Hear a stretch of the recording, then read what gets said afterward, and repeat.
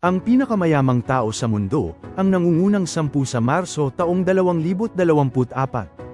Noong ika-1 ng Marso, ang 10 pinakamayamang tao sa mundo ay may kabuuang halaga na $1.56 trilyon, $115 bilyon na mas malaki kaysa isang buwan na ang nakalipas.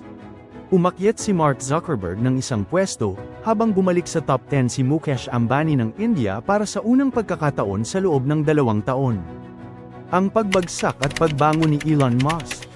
Nawala ang titulo ni Elon Musk bilang pinakamayamang tao sa mundo noong Enero, habang bumaba ang mga saham ng kanyang kumpanya ng sasakyang elektrikong Tesla at isang hukom sa Delaware ang nagpatanggol sa $51 bilyon na plano ng sweldo ni Musk, na nagdulot sa Forbes na bawasan ang halaga ng kanyang mga pagpipilian.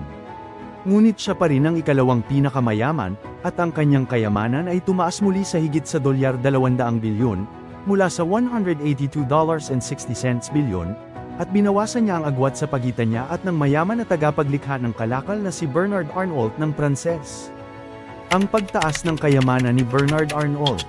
Nagkaroon ng napakagandang buwan si Arnault, na nagdagdag ng $19 bilyon sa kanyang net worth, ngunit hindi gaanong maganda tulad ni Musk na ang kayamanan ay tumaas ng $27 bilyon.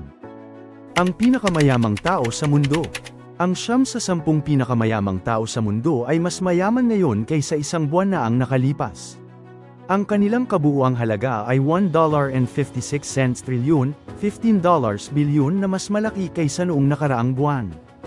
Ika-unang ay si Bernard Arnault na mayroong $29.80 bilyon.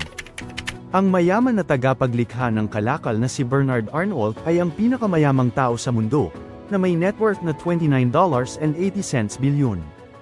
Ikalawang ay si Elon Musk na mayroong $29.70 bilyon.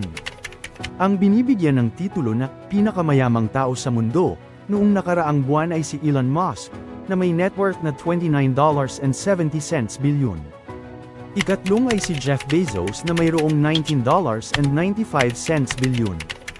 Ang founder ng Amazon na si Jeff Bezos ay nasa ikatlong pwesto, na may net worth na $19.95 bilyon.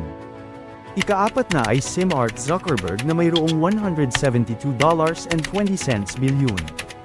Ang founder ng Meta, dati pang Facebook, na si Mark Zuckerberg ay umakyat sa ika-apat na pwesto, na may net worth na $172.20 bilyon. Ikalimang ay si Larry Ellison na mayroong $39.48 bilyon. Ang co-founder ng Oracle na si Larry Ellison ay nasa ikalimang pwesto, na may net worth na $39.48 bilyon. Ika-anim na ay si Warren Buffett na mayroong $115.40 bilyon. Ang legendary investor na si Warren Buffett ay nasa ika-anim na pwesto, na may net worth na $115.40 bilyon. Ikapitong ay si Bill Gates na mayroong $114.80 bilyon.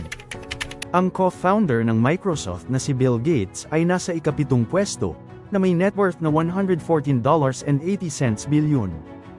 Ikawalong ay si Steve Ballmer na mayroong $91.40 bilyon.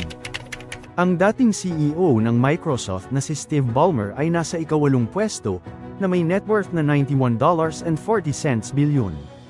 Ika-9 na ay si Larry Page na mayroong $91 bilyon.